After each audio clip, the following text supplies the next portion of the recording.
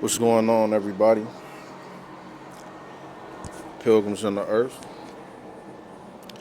On this nice sunny day, a beautiful day. Thankful and grateful to be here another day. Um, yeah, first and foremost, all praises be to the Most High for giving us another opportunity for another day. Uh, yeah, man, you got to be thankful, especially in the times that we living in. Everybody not promised today or tomorrow, so life is beautiful, ain't it? Life is beautiful. But yeah, man, I had some thoughts on my mind. Oh yeah, and second off, thank you everybody if you support the channel. I ain't forget you. You know what I'm saying? Mostly strangers gonna support you anyway.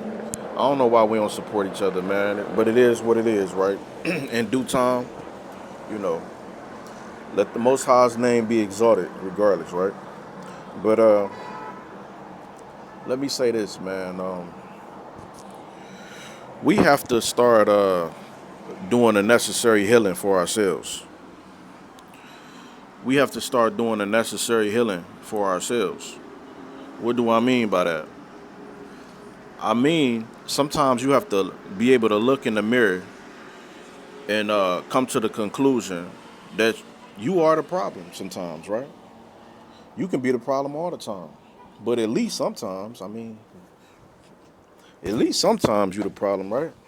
Um, One thing I noticed, and I'm just giving my testimony, one thing I noticed when I start to stop identifying with the evil, um, once I stop identifying with the evil and I start to shame it myself, once I start to expose myself, not only to y'all, not only to everybody else, once I started to expose myself, there was no more shame. Uh, the truth will set you free, man. Um, the truth will set you free.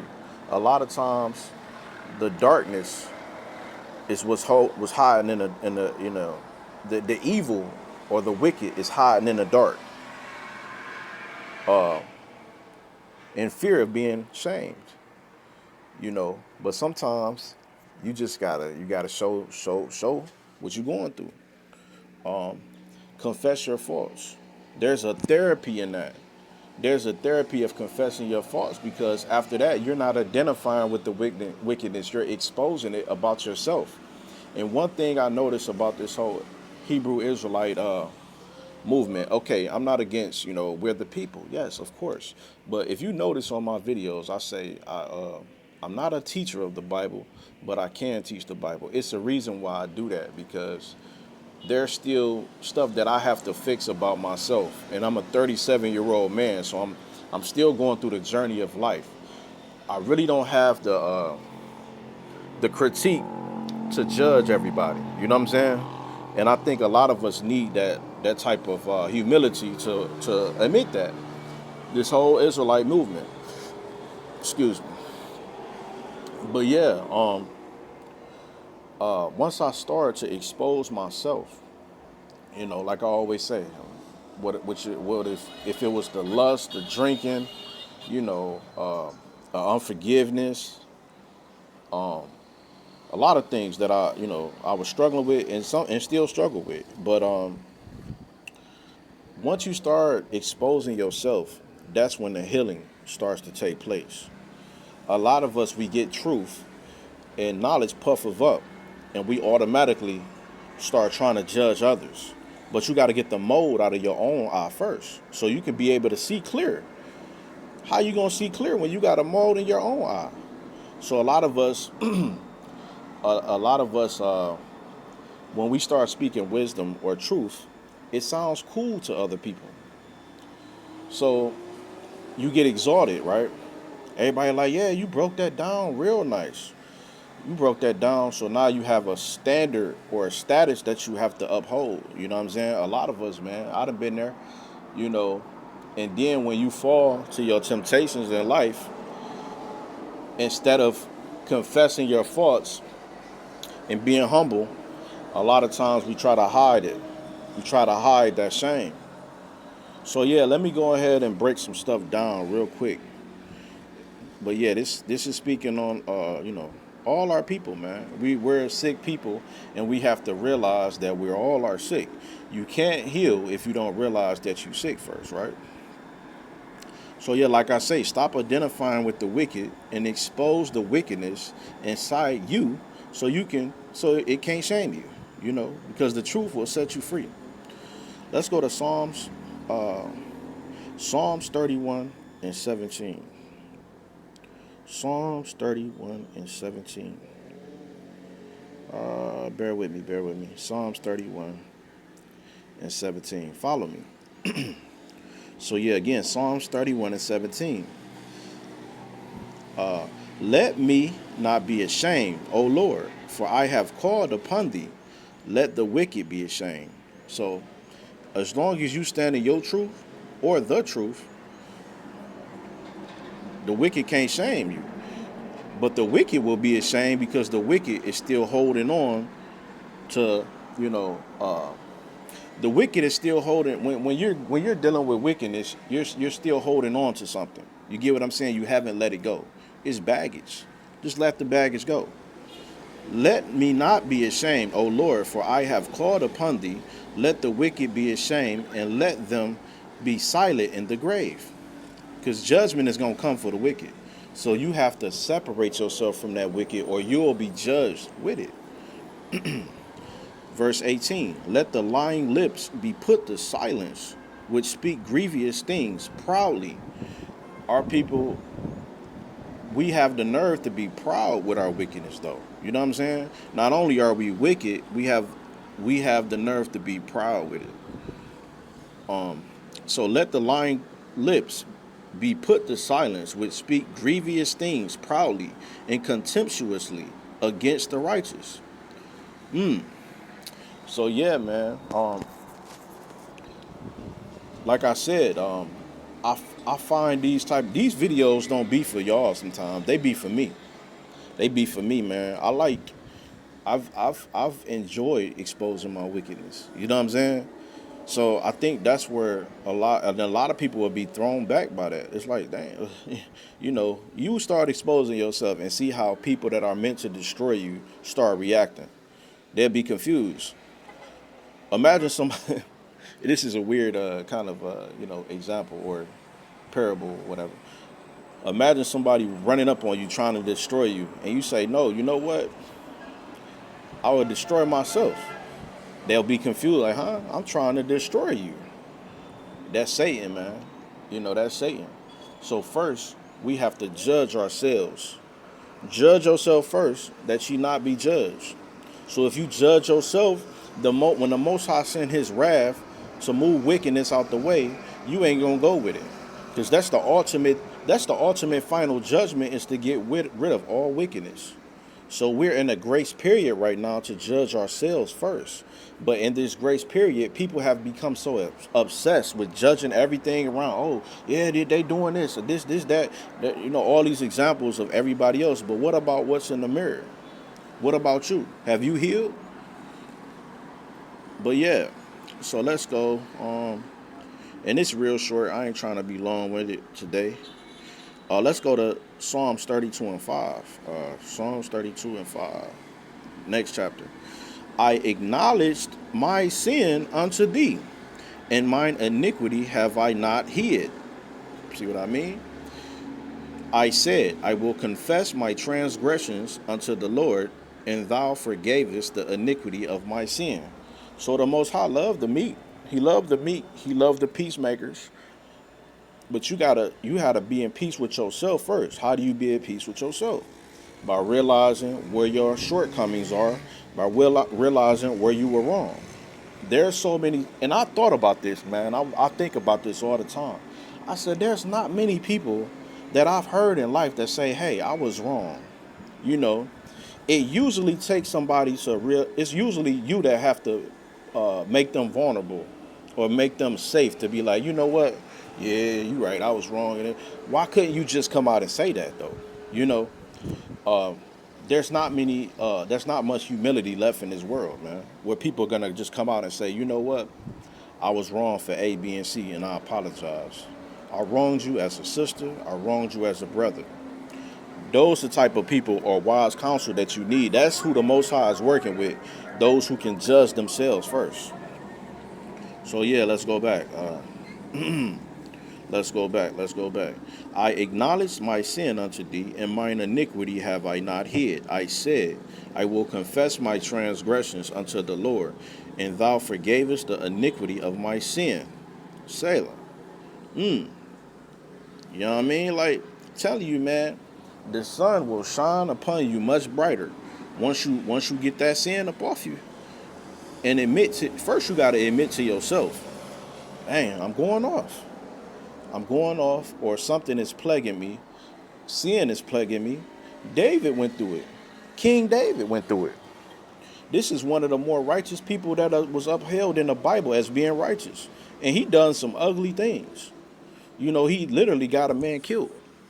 But guess who always recorded? The Most High. He seen it. And the Most High will send you a sign like, hey, you will get shamed. You will get embarrassed because you're protecting those sins. You're hiding it. You're hiding it because you don't want to get exposed. But expose yourself. If you expose yourself, I promise you they can't do nothing with you. Yeah, they can't do nothing with you. But that's Satan. Satan want to keep you in that dark place. You know what I'm saying? Hiding. You know what I'm saying? I hope don't nobody see me. You know what I'm saying? Oh, somebody saw me? Oh, yeah. Oh, they wrong. Nah, man, expose yourself. That goes for all our people coming in this truth. Before you start judging, do the necessary work on yourself first. Judge yourself first. Let's go to Sirach, Ecclesiasticus chapter 4 and 16. If a man commit himself unto her, who is that her? That's wisdom. You know, the Most High have gifts out here.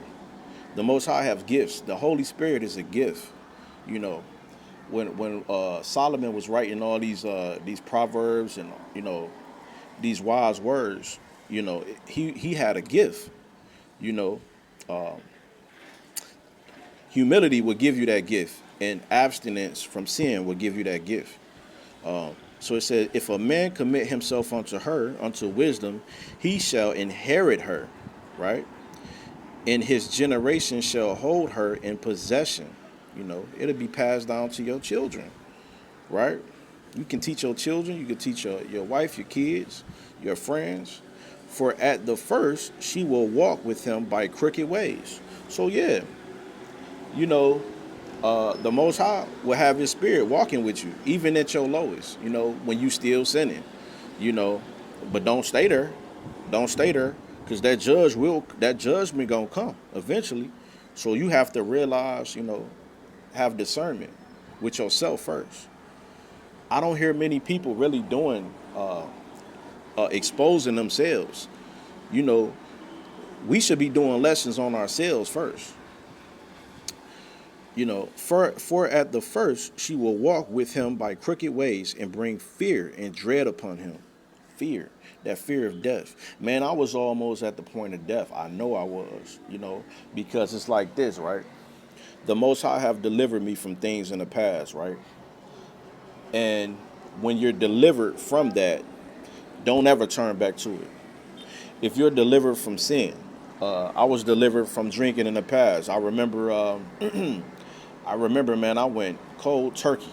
I remember fasted 3 days, no water, no food. I came out of that fast. I didn't drink, I didn't partake, and none of that stuff for 1 whole year. You know what? I was like, man, you know what? Start sipping a little wine. Even the wine was strong. I'm like, dang. Then that spirit came, dang, maybe, you'll be hanging out with people, like, you know what, let me go get a little drinky drink, you know what I'm saying? You drink a little half pint, okay, yeah, that feel a little good, 2 months go by, I'm gonna go get a pint. Next thing you know, you back in the ditch that the Most High delivered you from. But if the Most High have even the mercy enough to even bring you back, you can lose time, you can lose your health. you can lose relationships.